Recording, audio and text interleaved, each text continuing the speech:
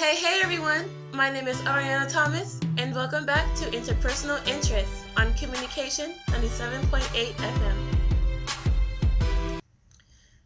So today, we are going to talk about some major topics within communication interpersonally. This should be very interesting. The first topic we'll be discussing is listening styles. You're listening right now, aren't you? But are you really? Do you really know what listening is? Listening is the process of making sense of other spoken messages. Yes, that is correct. And it is very possible that you're only hearing me right now, which is not the same as listening. So, what is hearing?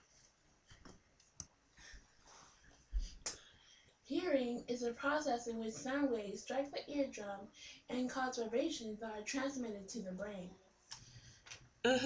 Yes.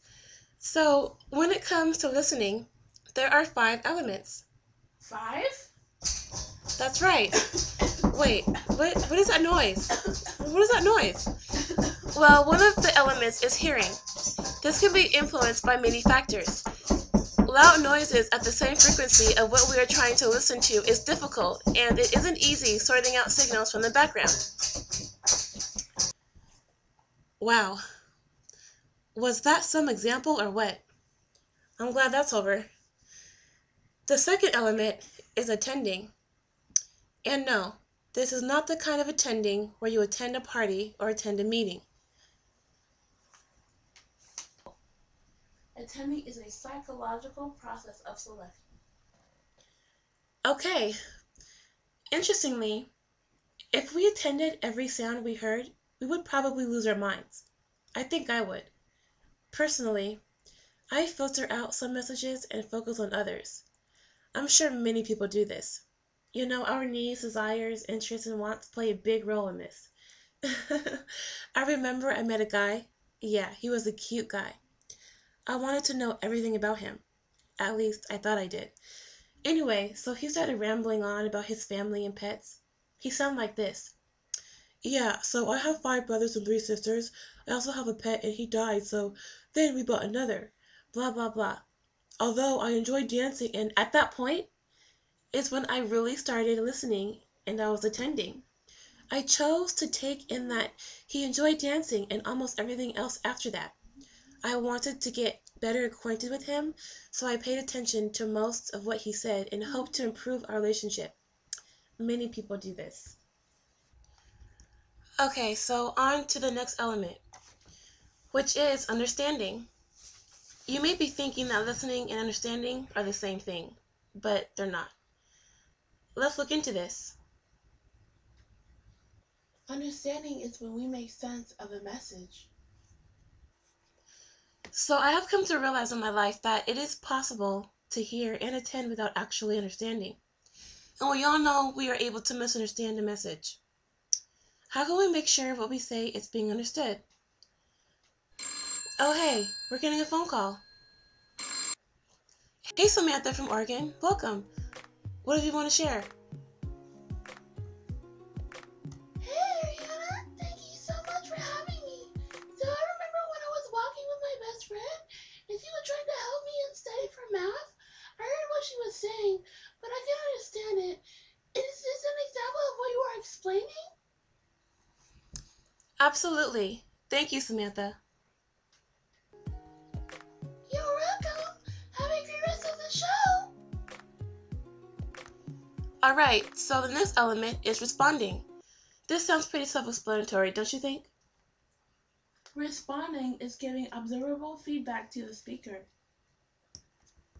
So because listening is active and we participate in communication transaction, when we receive messages, we also send them.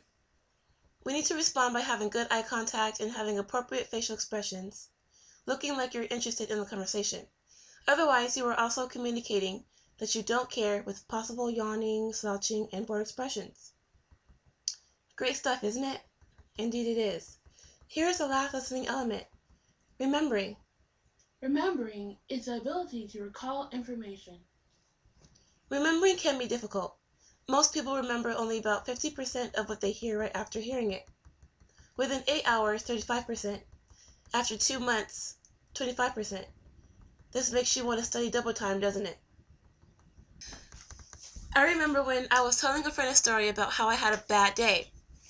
Then she responds saying, "Oh yeah, well today I actually blah blah blah." I remember feeling instantly irritated because I tried telling her something about me. Didn't even finish. But she tells me a story about, all about herself. I know that there is a word for this, but for some reason I can't remember. Stage hogging. Stage hogging. Yes, that's right. That is the shift response strategy, where someone shifts the conversation onto themselves. I just wanted to bring this up because I understand many people go through this on a daily basis. There are listening responses that may help with ineffective listening and just listening in general. Paraphrasing and supporting are good ones. There is also questioning, advising, analyzing, and judging. Any one of these can be positive and, of course, have some issues depending on the person and situation. Yes. I really enjoy her. I really do. We call her the dictionary on the show. At this time, I will take one call. Only one call that would like to share something from what the dictionary had said. Okay, wow. Hello, Trina from Georgia. What's going on? Well, okay, girl, I want to talk to you about how I didn't get the job I applied for. Okay, go on. I applied for a job and was very excited, right? But now I was second guessing because my fiance wants to move to Mississippi, and I told him I won't go with him wherever he goes, because, a black woman got to work. I don't know what to do. I really want the job, but I don't want to leave him because, he's my boo thing. All right. Well, is it possible for you to apply for the same job in Mississippi? Yes, girl, but I'm afraid there won't be another like this. Does your fiance know anything about this? Does he know what's going on? Nah, I'm not trying to tell him. Well, all right. Take your time on this, but you should definitely tell him what's going on. This will benefit you. He should understand exactly where you're coming from. That was a great example of questioning, supporting, and advising. Very helpful in listening. Yes, thank you, Trina. Thank you so much for sharing. So, my second topic for the day is language. Language is symbolic. What I mean by that is, the connection between signs and the things they represent isn't so direct. If there wasn't symbolic language, communication regarding the future path and ideas wouldn't be possible. Misunderstandings are the greatest cause of concern. It is very easy for someone to misunderstand you. Did you say it is hard? No, easy. So, I want to go over equivocal language. I think this is a fun little subtopic. Equivocal language consists of statements that have more than one commonly accepted definition. Yeah, so I have some examples here I'd like to share. She's bad. No, she's bad. Damn, she's bad. No, she's bad. Also, there are ones like, "That's so sick," and "Well, that's tight." Actually, when using this kind of language, keep in mind that not everyone is going to understand something the way you understand it. When you do, interpreting statements actually rests with the receiver. A friend and I were at the mall, and we were trying on clothes. I am pretty big into fashion, and not hurting feelings.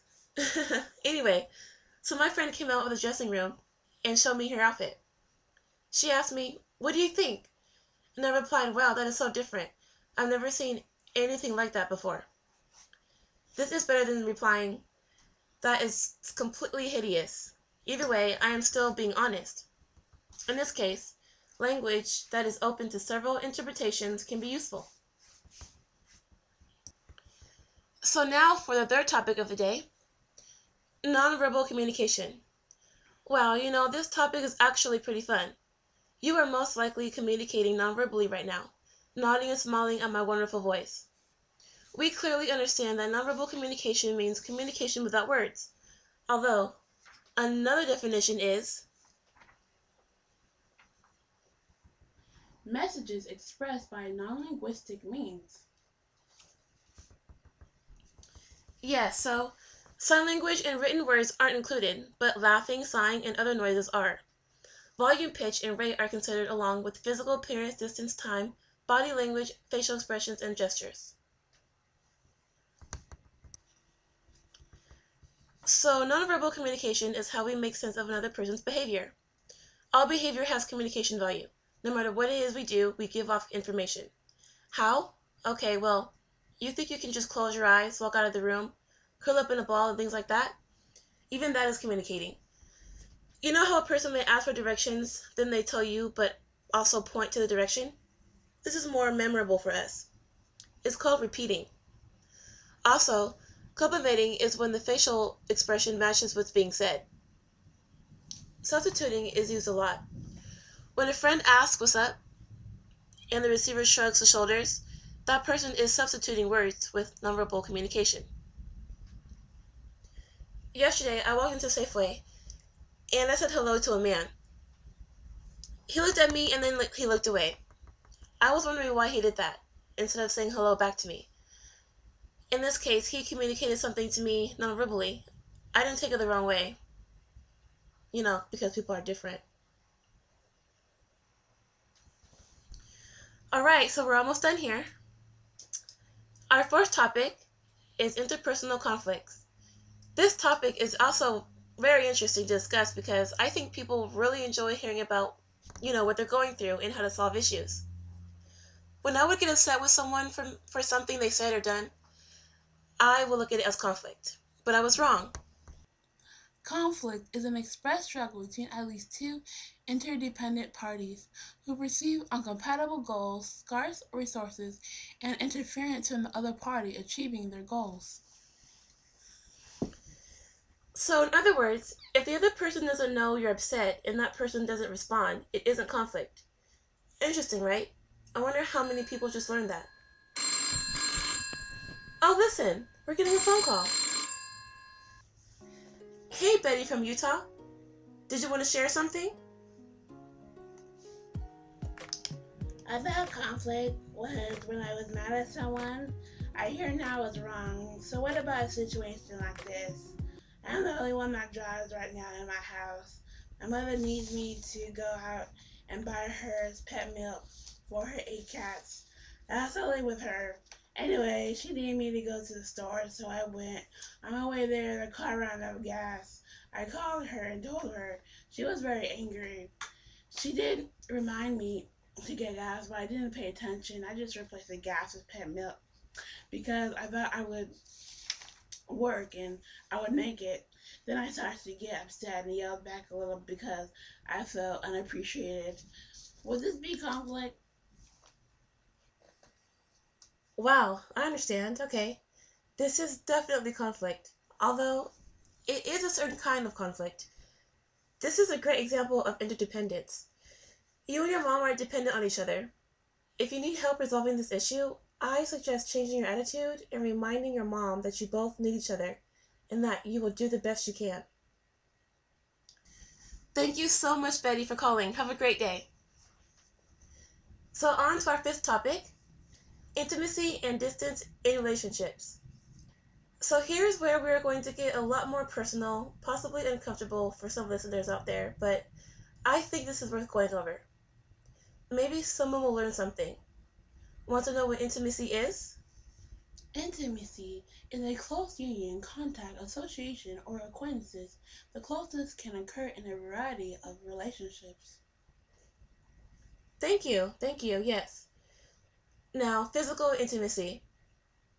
We all know what this can be, but even before we are born, we have an amazing physical closeness with our mothers that will never ever happen again. Physical intimacy is also sexual, and it isn't always connected with a close relationship. Intellectual sharing is good too, because simply discussing something like what a favorite TV show is can grow a relationship. There's also emotional intimacy, which is exchanging important feelings. And this leads me to our final topic of the day, which is emotions. Emotions. I know, this topic is huge, but we will have a lot of fun with this. Some people say that it is easy to define emotions. Some people actually don't think you can. Let's find out. There are many components when it comes to emotions and feelings. When a person has strong emotions, bodily changes occur.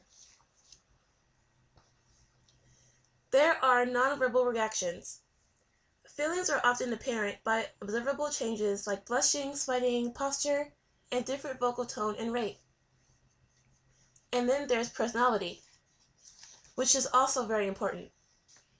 People that tend to be upbeat, optimistic, and enjoy social contact report to be more positive and have better emotions themselves. But people that tend to worry and feel anxious and are apprehensive have more negative feelings. Okay, great. So it looks like we're getting another phone call. And this will be our last phone call for the day before we end our show. So let's see who this is. Hey, Brian from Missouri. How can we help you? Well, I'm always feeling mad. Almost everything makes me feel upset, especially when my girlfriend drives around in my car and doesn't fill up the gas tank when she's done. I don't know what to do, and I don't want her to tell her how I feel because she may be hurt. I don't know, man. I just don't know. Okay, I understand that, Brian. So I can tell you right away that you need to recognize how you really feel about her. It is valuable. Then it will be very much, easier for you to manage them. Accept responsibility for your feelings. Then tell her how you feel. You two need to compromise and work it out. Thanks. I'll try it, playa. Word to the mothership.